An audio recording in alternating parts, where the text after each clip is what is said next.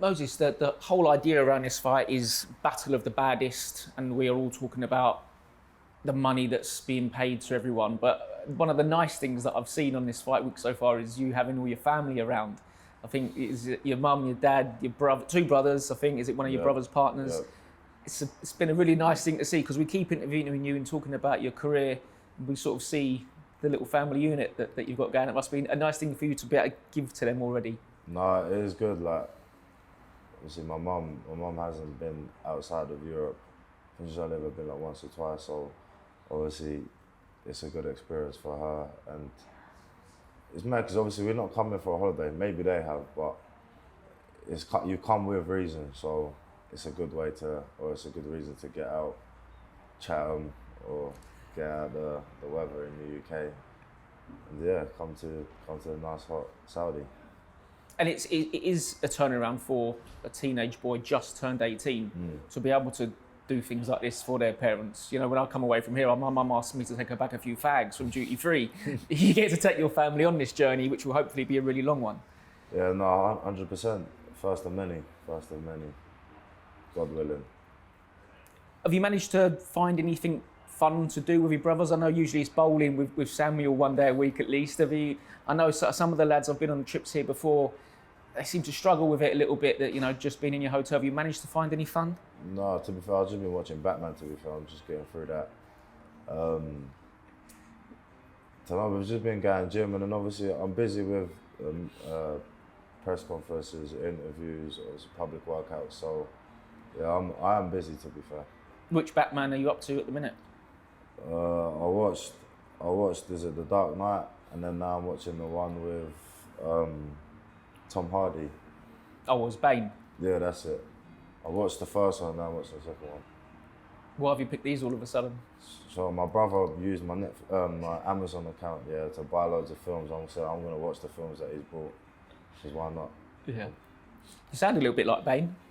I don't know how to take that, whether it's a compliment or... One thing that I liked from the media workouts is more and more people just sort of use them as a sort of just a bit of a show off or a bit of a gimmick.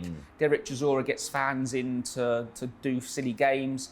I mean, we had to sit there and watch the guys wrap their hands yesterday, which is an old Klitschko trick. You got in the ring and properly moved around. People always say about you that you are a throwback fighter, but again, there was never any inclination from you to do anything silly to try and get any more attention? No, you know what? When I was in my changing room, I was trying to think of all the ideas I can do for 5 minutes, and then all the ideas that I came up with, I was like, no, you're not allowed to do that. You're not allowed to do that. And I asked, can I skip? Obviously, I can show off a few tricks or whatnot. I get in the ring, I start skipping, and he says, no, you're not allowed to skip. I'm like, what can I do then? Yeah, I saw that, yeah. And then backstage they was telling me, everyone was saying, yeah, it's no problem. Anyways, yeah, just find out what to do, just done shudders. And even afterwards, I heard you speaking to the guys to go and find another gym. We didn't get out of there till maybe 11:30. You went and trained again afterwards? Yeah, I went after the press conference as well, then finished about 11:30. And then we literally just drove to the gym just down the road and done my last session, one of my last sessions. I realise how stupid it is for a boxing journalist to ask you this, because all I want to do is see you fight and see you progress and see you do well. But do you and your team ever talk about burnout and the risk of overdoing it? Because you're such a young man, your body's still growing, and I know you're in love with the sport and you always want to learn, but is that something do you have to be held back at all by your team and your family? No, because I know if I know my body. No one knows my body better than I do. And if I feel tired or if I feel maybe not today, I won't do it. But my same program I've been doing since I was a kid, and it's worked for me. I've never lost a fight, so I'm not gonna change nothing. Obviously, the old saying is if it ain't broke, don't fix it. But obviously I say, don't wait for it to break until you fix it. But I believe this is solid, because I think I've only ever lost like 2 or 3 rounds in my whole career, so I'm just gonna stick to it until I see something. So much attention rightly on the main event, but I saw Solly Dakers out here working with Tyson, who's the English heavyweight champion. We've obviously got a big British heavyweight title fight. Okay. I thought that was the same thing. No, the English is a little bit lower. Oh, yeah, of course. So you've got your areas, English. Yeah. Johnny Fisher just the other week was the southern area. Solly's got the English and you've got the big British one. Do you like, I mean, I'm sure you've seen Adelaide and probably Fabio. Have you had any interactions with those guys? Have you sparred with them guys? Or is it one of them where you're walking around sort of having a little eye on them? No, I haven't sparred none of them, to be fair. If I'll be honest with you, David's a solid guy. I've got a lot of respect for him, and I hope he wins on the Saturday night. Just whether he'll do it or not, it's a different question. But yeah, the other two. Obviously, Fabio's a nice guy as well. We've got mutual friends. Solomon, I'm not a big fan of him, but I ain't got to be. What's happened there then? Oh, it's a long story.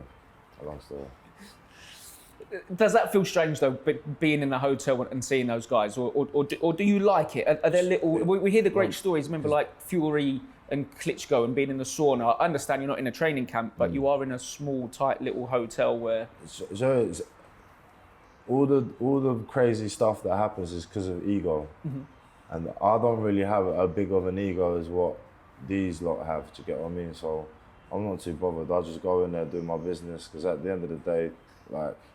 You can talk all you want, you can fight outside the ring all you want. It doesn't matter until you step into that ring. So until you step into that ring, that's where everything, my coach, Dan Willis, likes to say 4 corners of truth. So if you've missed something out, it's gonna show. And that's all what I care about, the 4 corners. I don't care about the he said, she said, throwing bottles, blah, blah, blah. I'll just get in there and do what I gotta do. Does it annoy you, or does it not even cross your mind that often the big successes in boxing are the guys that are willing to do that silly stuff, extra stuff? Because you know what I was thinking about the other day? Joe Joyce obviously suffered a real couple of bad defeats now, and he's got to reevaluate his career. This is a guy who deserved Olympic gold, been a lovely man, respectful, quiet. I think he's probably only done 1 pay-per-view. Whereas, again, guys who I love, Derek Chisora, Dillian White, not had that amateur success, you know, done some crazy things, but they've had probably 8, 9, 10 pay-per-views, and that's where your life-changing money is. I believe it's being relatable.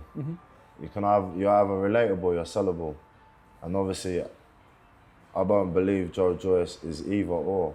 Whereas people like what you mentioned, Derek Chisora and Dillian White, they've come from backgrounds that people can relate to and circumstances that people can relate to. So.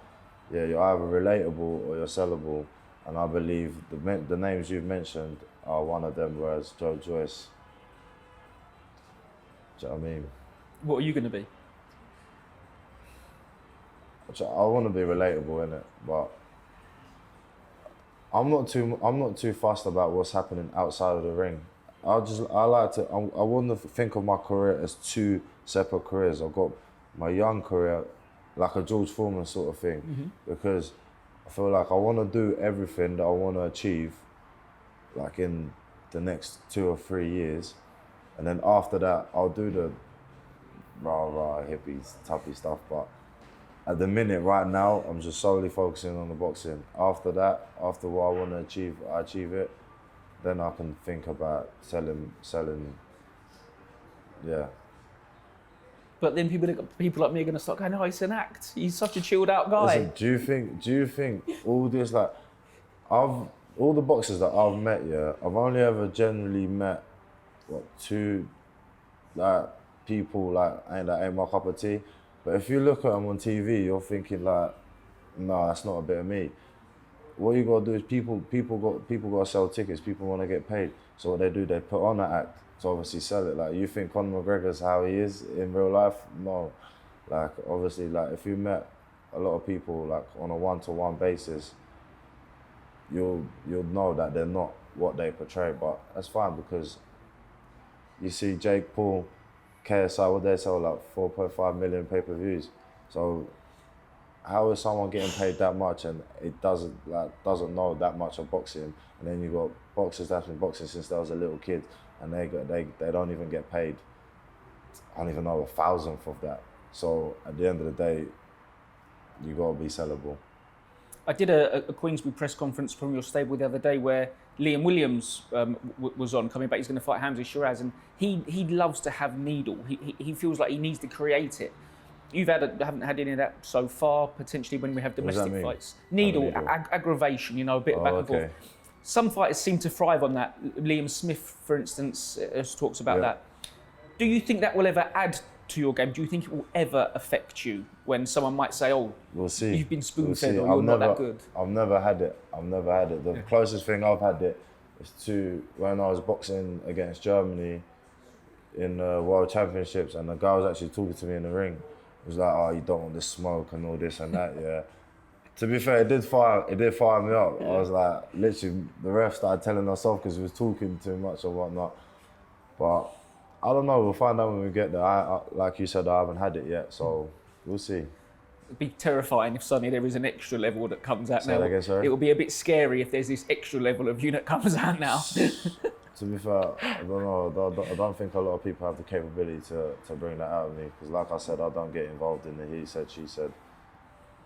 I just do my thing. Literally. We spoke before we come out here about how much you would like to spar Tyson Fury, how much you would like to be and think you would be valuable to be in a Usyk sparring partner.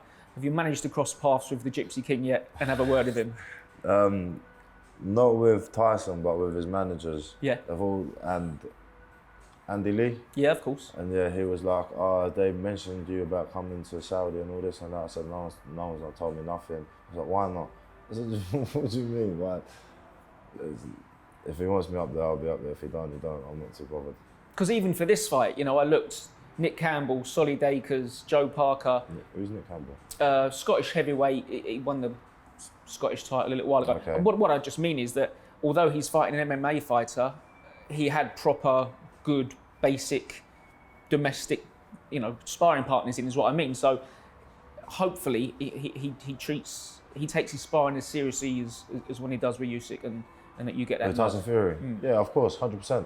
He's you can't never look on no opponent, because that's obviously when lights out. So he's got to be switched on with every opponent. I know that he's tapped up Opatai already to go and be your sparring partner. So to be honest, you and Opatai needs to think about Ngannou, because even though he's not experienced in boxing as Tyson is, he's had fights, he's had loads of fights. And I believe when Ngannou first wanted to be a boxer before he wanted to be an MMA fighter, so he is dangerous, man. You see, he's killed some few people, so he's got to be switched on with him and that. And I know how it is. So when they released the thing for the Usyk fight, like it's already been signed or whatnot, I was thinking, like, why have they done that? Because that's happened to me.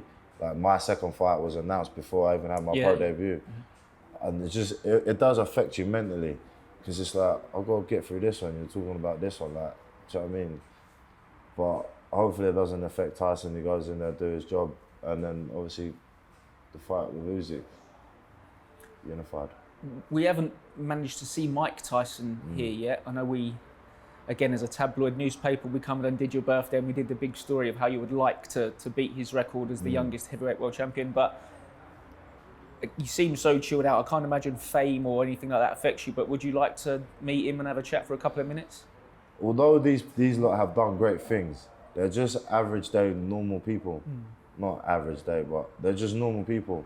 Like, if you was to speak to, let's say you're talking to me here now, the person in 2 years is still me. Like, it's not gonna be no different. It's still me. Like, what about 2 years ago? I don't think anyone would have wanted to interview me 2 years ago. So it's still the same person. It's just, he's done something that people want to remember. So with Mike Tyson, he's just a normal, like, he's just a person from obviously where he's from, rough area or whatever. He's just a normal person that's achieved a lot, and anybody can do it. So, like I said, if it happens, it happens. If it don't, it don't.